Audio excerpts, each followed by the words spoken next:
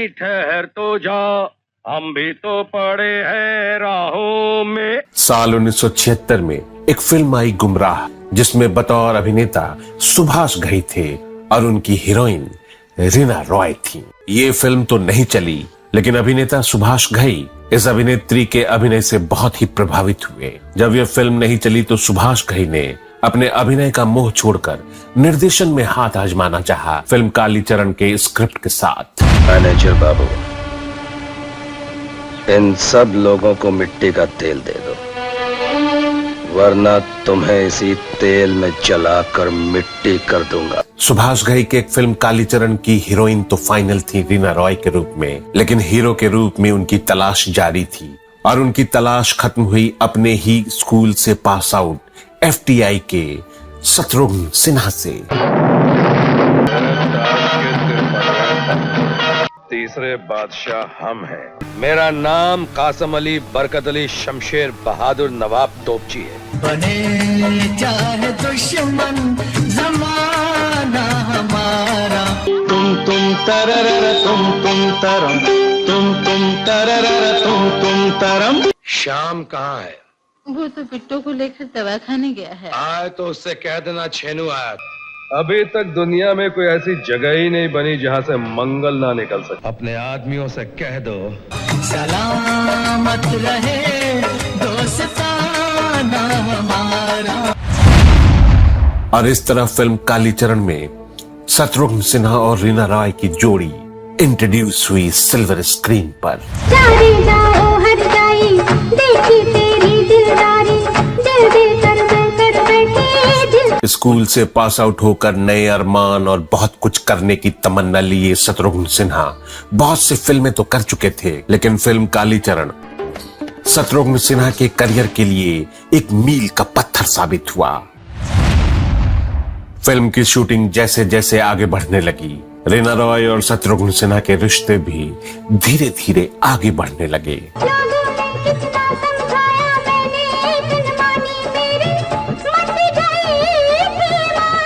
इन दिनों मीडिया में इन दोनों के चर्चे बहुत ही चर्चित थे। मीडिया रिपोर्ट्स की माने तो शॉटगन रीना रॉय के मेकअप रूम में घंटों बैठे रहते थे और उधर लोकेशन पर पूरी यूनिट। रिश्ते इतने पर्सनल होते जा रहे थे।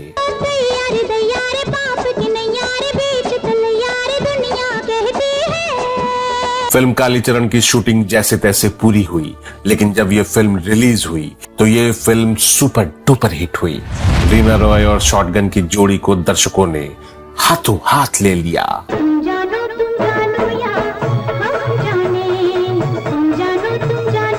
लेकिन कहानी में ट्विस्ट अभी आना बाकी था। रीना रॉय की सिल्वर स्क्रीन की केमिस्ट्री एक और हीरो के साथ अच्छी बन रही थी और वो हीरो थे जितेंद्र।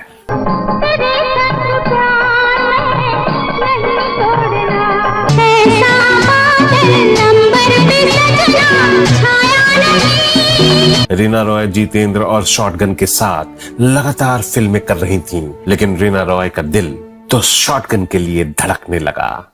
मैंने तो जिंदगी का दामन बिछा दिया।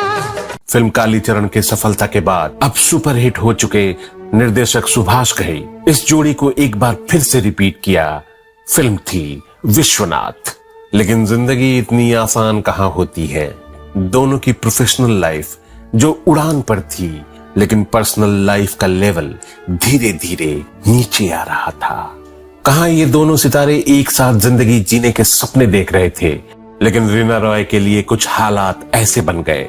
इस सुपरहिट जोड़ी ने एक साथ कई फिल्मों में काम किया, चूंकि ये दोनों एक दूसरे को दिल दे बैठे थे। शत्रुघ्न सिन्हा और रीना रॉय एक दूसरे के लिए इतने सीरियस थे कि दोनों ने शादी करना भी तय कर लिया था। लेकिन इसी बीच रीना रॉय के इस प्यार की दुनिया में एंट्री होती है पूनम चंदा रमाणी की। नमस्कार दोस्तों, मैं हूं विजय पांडे और आप देख रहे हैं golden moments with Vijay Pandey.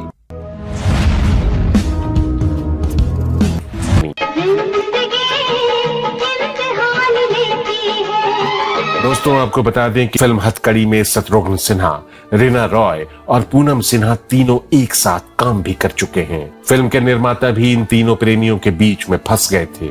इतना ही नहीं, तनाव इतना बढ़ गया, रीना रॉय ने धमकी दे दी थी कि अगर शत्रुघ्न सिन्हा उससे शादी नहीं करेंगे कि वो अगले 8 दिनों में किसी से भी शादी कर लेंगी। फिल्म हथकड़ी के निर्माता पहलाज निहलानी, जो शत्रुघ्न सिन्हा के सबसे करीबी दोस्तों में से एक थे, उन्होंने पूनम का समर्थन किया। मीडिया रिपोर्ट्स के मुताबिक पहलाज निहलानी ने अपने इंटरव्यू में कहा था, हथकड़ी के बाद मैंने अगली फिल्म आंधी तूफान के लिए शत्रुघ्न सिन्हा, रीना रॉय और संजीव कुमार को कास्ट करने के लिए बहुत उत्सुक था। लेकिन रीना रॉय ने पहलाज निहलानी से कहा कि अपने दोस्त से कहो, अगर वो मुझसे शादी नहीं करेंगे तो मैं 8 दिनों में ही किसी से शादी कर लूंगी। अगर वो अपना जवाब देते हैं तभी मैं आपकी ये फिल्म कर पाऊंगी। रिश्तों की इस कश्मकश में शत्रुघ्न सिन्हा और रीना रॉय पिसते जा रहे थे। रीना रॉय उस समय लंदन चली गईं और रूठी रीना रॉय को मनाने के लिए शत्रुघ्न सिन्हा भी।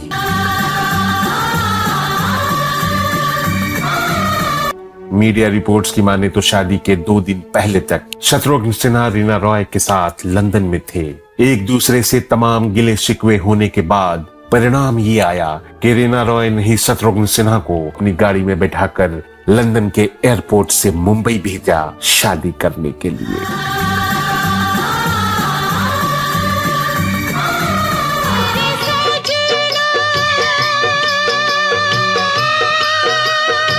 उन्हीं दिनों रीना रॉय की एक फिल्म आई थी, आशा।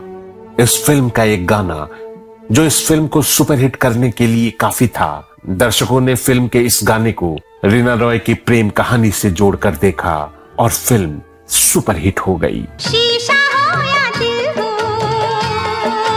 आखिर। दोस्तों, कलाकारों के जीवन में ऐसा कई बार देखा गया है, जब कलाकार अपने दिल की पीड़ा दर्शकों को दिखलाता है तो दर्शक उनके उत्कृष्ट अभिनय को देखकर सच्चाई को देख नहीं पाता और वाह वाह करता रह जाता है। ये है अभिनय और दर्शकों के बीच की आभासी दुनिया। ऐसी वैसी ना समझ सजना।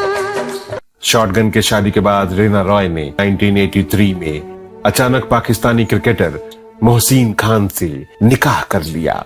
रीना रॉय ने 1986 में आई फिल्म बंटवारा में क्रिकेटर रह चुके मोहसिन खान को बतौर अभिनेता काम भी दिलवाया।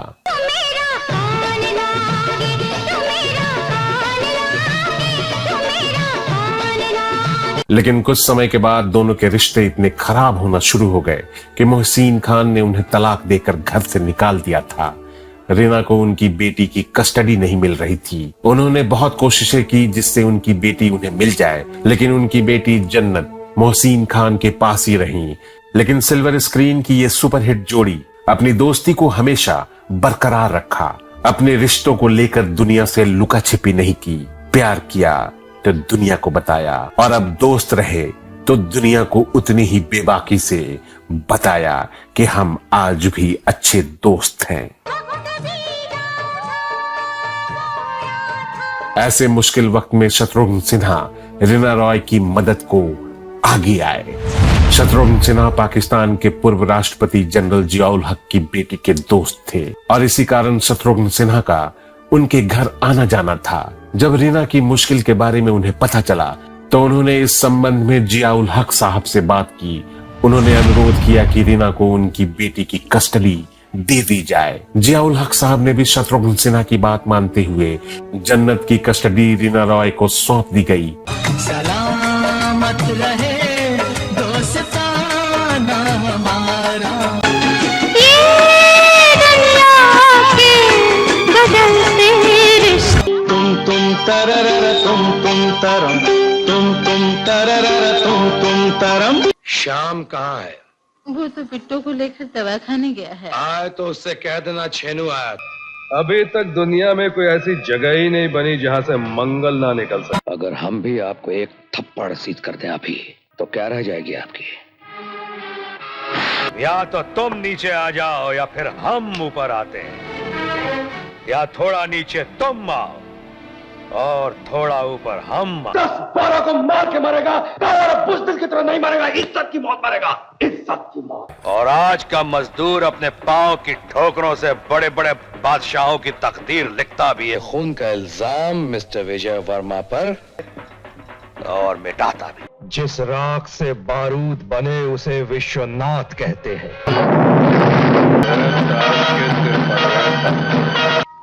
तीसरे बादशाह हम हैं। जियो जियो प्यारे, क्या ठाट है तुम्हारे, देखो आया माखन चोर।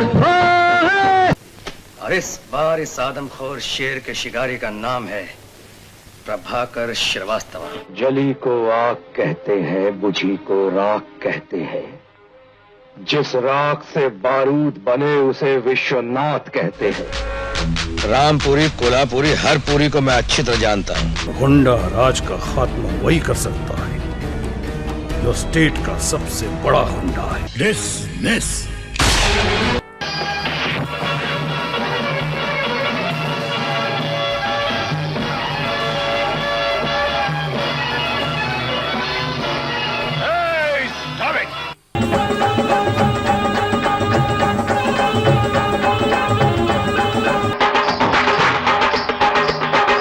हम खुश हुए।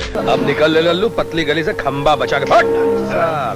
और अगर अब भी समझ में ना आया हो तो मेरा पता है 31 Irish park, phone number 547449। Good night. Topic is over. दोस्तों, हमारा ये वीडियो आपको कैसा लगा हमें कमेंट बॉक्स में जरूर बताइएगा। यकीन मानिए आपका फीडबैक हमें और मेहनत करने के लिए प्रेरित करता है। आप अपनी राय या सुझाव या फरमाइशें हमें ईमेल भी कर सकते हैं। अब अपने इस दोस्त और होस्ट विजय पांडे को दीजिए विदा। अगले वीडियो में हम फिर हाजिर होंगे ऐसे ही किसी नायाब फनकार के नायाब किस्से को लेकर। तब तक के लिए नमस्कार, धन्यवाद, शुक्रिया। और आप देख रहे हैं golden moments with Vijay Pandey.